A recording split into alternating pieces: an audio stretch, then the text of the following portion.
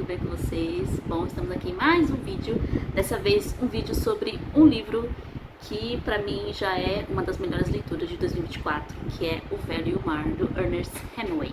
Esse livro aqui, gente, eu já tinha no meu Kindle há bastante tempo, inclusive.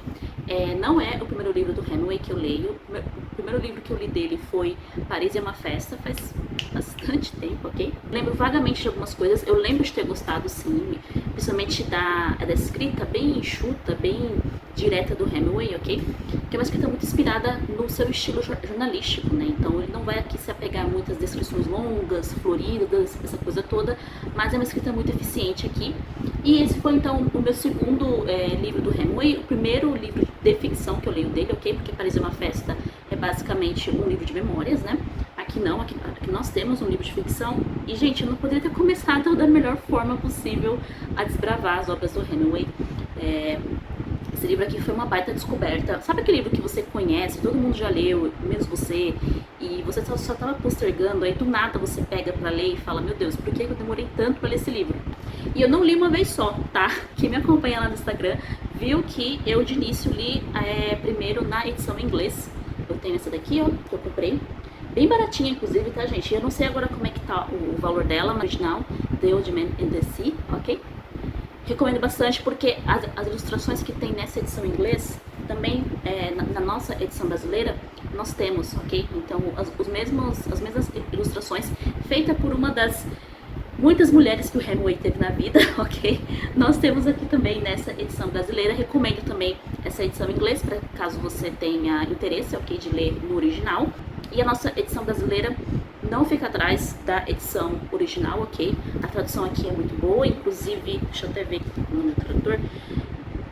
A tradução do Fernando de Castro Ferro, ok? Assim que eu terminei de ler no original no inglês, eu comprei a edição brasileira para reler no português, gente. Tanto que eu amei a história, queria ver como que o texto do Hemingway ficou na nossa língua, né? Como que foi feita algumas traduções, algumas adaptações, ok? Dessa parte, não tem nada a reclamar, ok? Gostei muito da tradução. Eu vou deixar o link para essas duas edições aqui que eu tenho, tá? A edição em inglês e a edição em português. Eu vou deixar o link da Amazon na descrição.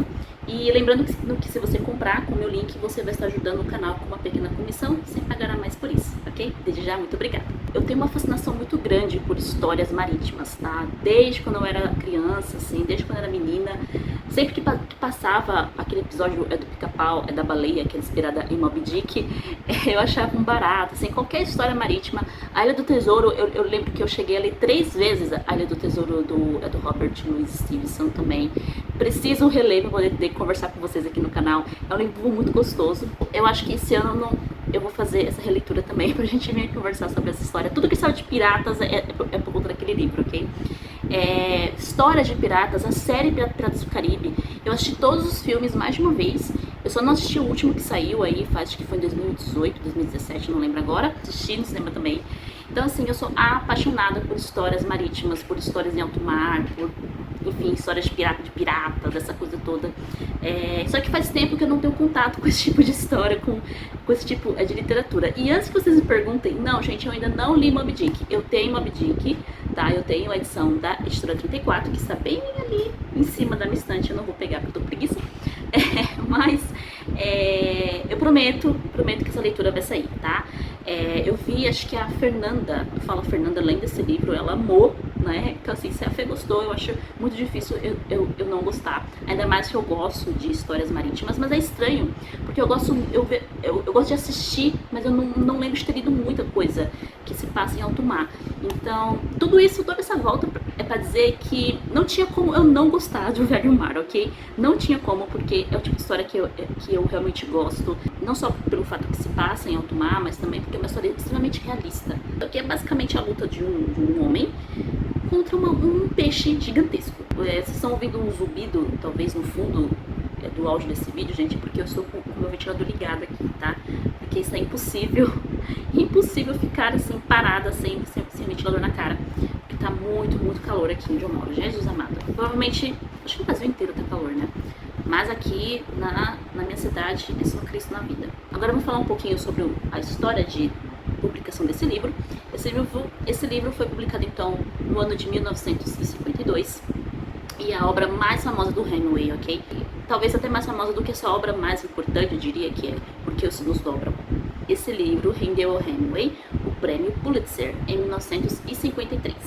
O Hemingway já era um escritor conhecido, ele já tinha publicado vários textos, só que ele estava naquela fase em que os textos dele não estavam recebendo boas críticas, ok? Ele estava naquela fase que ele estava meio sendo que massacrado ali pela crítica literária da época, os livros ficaram abaixo do esperado e isso também estava preocupando ele.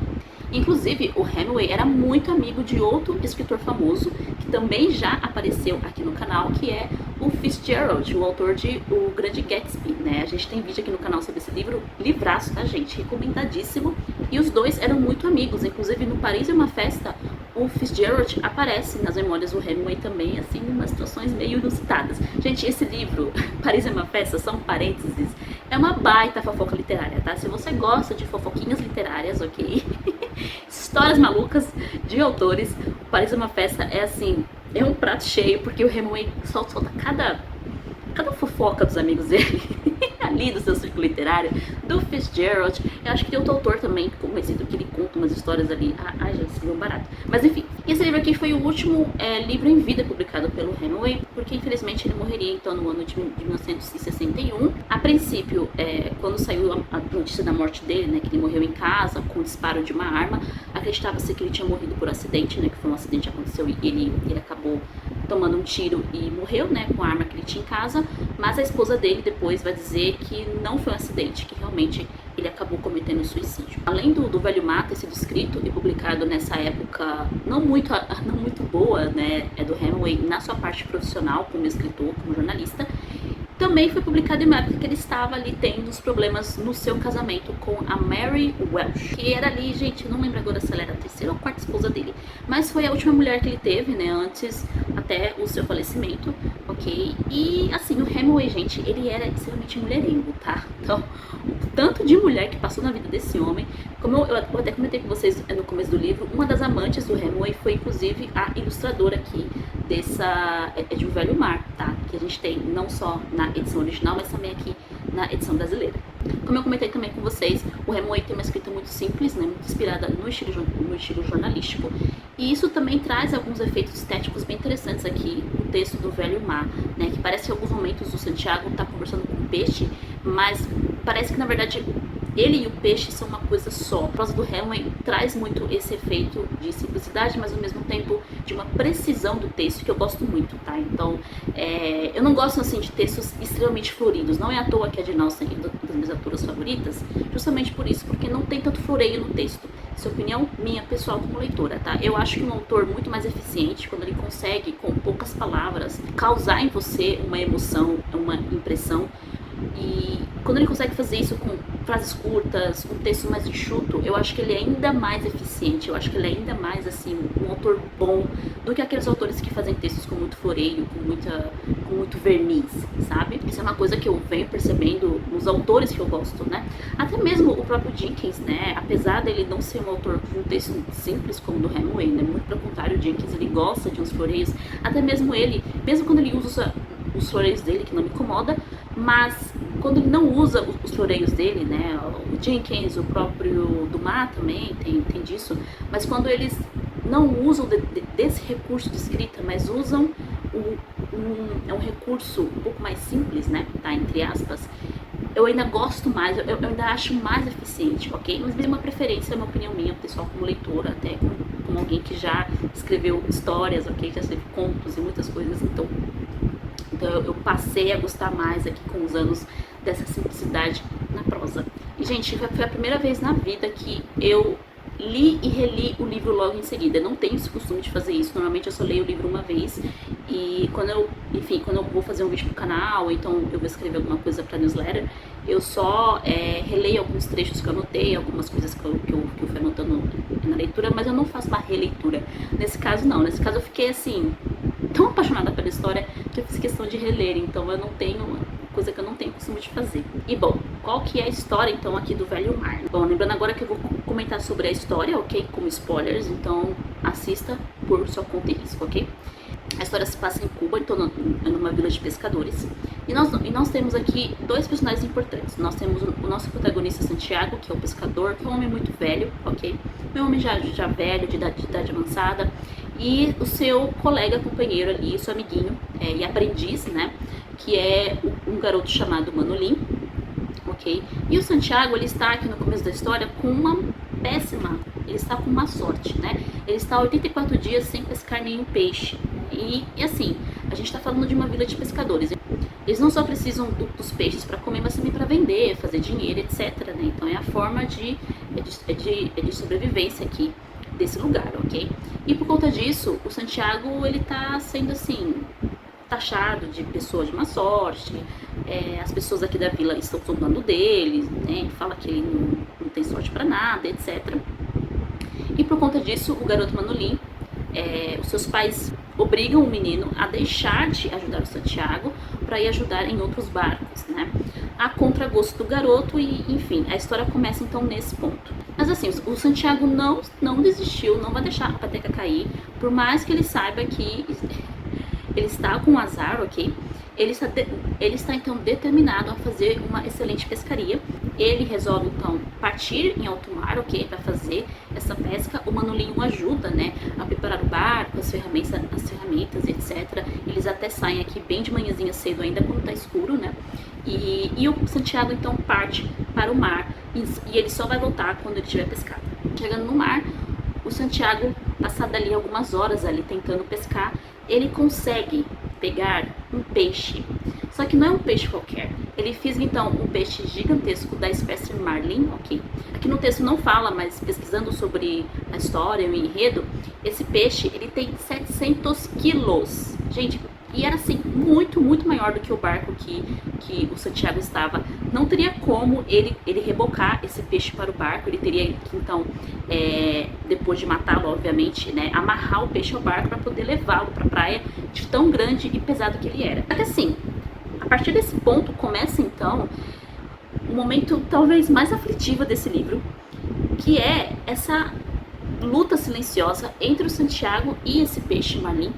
E esse peixe, porque nenhum dos dois está disposto a ceder, ou seja, o Marlin não está disposto a ser morto pelo Santiago e nem o Santiago está disposto a perder esse peixe, porque ele sabe que se ele conseguir pescá-lo e levá-lo de volta para Havana, ele vai ali ter comida para o ano inteiro, vai conseguir até vender um pouco da carne daquele peixe, a vida dele vai estar resolvida por muitos meses. E como eu falei para vocês, a pescaria era um meio de sobrevivência deles, então não tinha como, ele não estava disposto a abrir mão daquele peixe.